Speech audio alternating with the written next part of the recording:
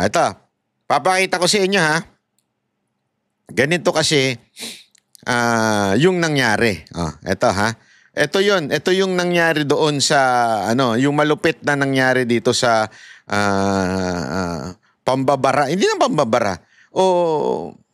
Masasabi nating kasinungalingan at walang tamang impormasyon na pinapakalat itong Malacanang at nung sila'y natanong ay nagalit. Ito. Mula July 1, 2022 hanggang May 31, 2025, umabot na sa 4,027 barangays ang naideklarang cleared sa illegal drugs.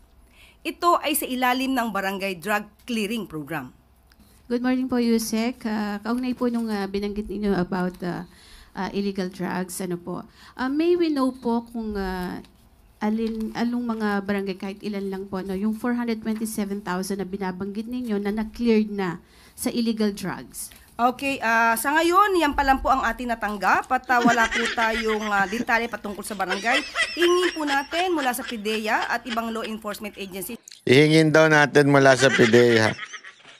Hindi pa daw alam. So, announce ka ng announce, hindi ka naman pala, you cannot back it up with facts. Di ba yung pa nga sinasabi mo sa akin during the debate, dapat may facts?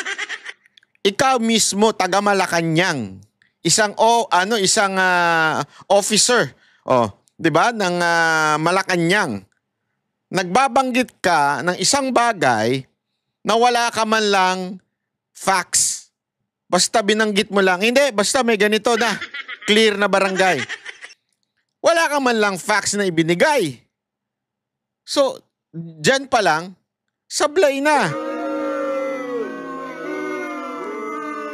Sabi mo pa naman, pag ang isang tao walang ebidensyang pinipresenta, fake news, so fake news ka. Gago! So, madam, pwede na bang tawagin kang nagpapakalat ka ng fake news? Kasi yan, wala kang facts eh. Basta just numbers. Hindi, basta may clear na number. Tinanong ka, wala kang alam. Hindi lang yan, may pangalawa pa. Sinasabi po nating barangay. Umabot na rin sa 607 balay silangan, reformation centers, ang naipatayo sa ilalim ng Marcos administration. Saan pong area itong balay silangan drug centers? Alam mo, eto lang feeling ko itong si Eden Santos, hindi naman ito media. Feeling ko investigador to. Hindi kaya ito galing sa FBI o kaya NBI? Kasi ang galing niya magtanong di ba? Merong 600. Okay. Saan po ba ito? Alam mo Madam Claire, mas parang abogado pa ito si Eden Santos kaysa sa inyo. Yung totoo. Kasi hindi siya basta-basta lang hindi lang siya basta-basta tumatanggap basta kailangan ipaliwanag mo talaga. Yung address po. Sige po, mamaya po ibibigay ko po sa inyo yung exact address. Okay, salamat po. Thank you. Ngayon. So ayan po ang pinagmulan niyang issue na yan. Diba? Kaya sinasabi nung iba, kaya daw natanggal dahil sa breach of protocol. Makikita naman natin na talagang lumapit si Bongbong Marcos doon sa mga media. As a matter of fact, kung ayaw niya talaga magpa-interview, diba, hindi ka nalalapit, dediretso ka na. Lumapit ka kung nasan yung mic. Naturalmente, interviewin ka, anong gusto mo? Magpakit-pakit ka lang doon. Smile ka lang. Gaganon ka lang doon. Ganon? Hindi naman pwede yun. Diba kailangan kang, may mikropono dyan. Siyempre, kailangan ka ma-interview. So, alam mo kung ano yung ginawa ng Malacanang dito? Particular na ang PCO. Feeling ko ang talagang ginawa nila dito is naghanap lang sila ng butas.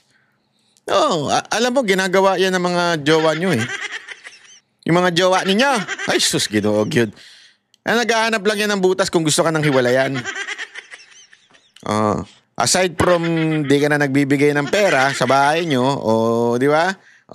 Hindi ka na, o kaya naman sa lalaki naman, hindi ka na pumapayag, hahanapan ka ng butas ng lalaki. para magkaroon na siya ng dahilan para hiwalayan ka. Parang gano'n na nangyayari. Bakit gano'n? Bakit ba gano'n ang sa tingin ko? Kasi gawain nila po ito eh. Gawain po nila sa gobyerno yung maghanap ng butas para talaga butasan ka.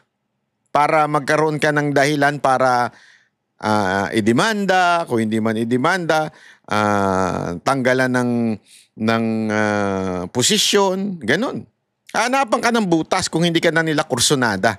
O kaya pag ikaw ay pumapalag sa kanilang nais mangyari, hanapan ka ng butas, di ba? Parang nangyari doon kay Arnel Ignacio. Isa yan. At saka marami pa po. At kita mo nga sa mga vlogger di ba? Hinahanapan ng butas, ginagamit ang kamera para talagang palabasin na fake news, ganyan-ganyan. Pero binubutasan lang. Yun talagang ginagawa doon.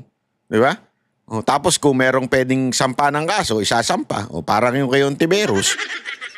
Hanapan ka talaga ng butas eh.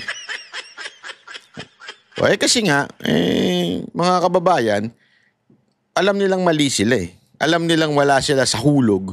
Wala sila sa tamang katwiran. So hanapan ka ng butas. Ganyan sa mga pamilya. Yung jowa mong yung girlfriend mong historian. Alam mo yung mga historian na girlfriend? Tapos na, kunwari, nagawa mo na yung kasalanan mo na nangalunya ka nung mga 10 years ago o 15 years ago. Nangalunya ka. Tapos habang nagluluto,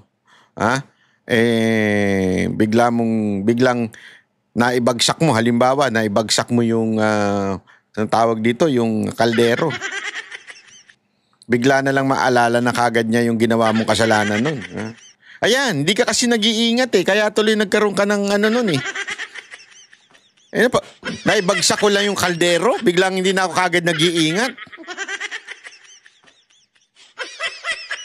Diba? Ganyan. Naghahanap ba ng butas? Yung, di ba, ganyan naman talaga ang buhay Kaya, nako, itong palusot. Ito. Tingnan niyo ito Ang lupit po ng nito ni Eden. Binalikan niya. Talagang malupit ang pagbalik ni Eden kay Claire Castro. Ang boses ng masa hindi natatakot. Katotohanan lang, di kami nalulunod.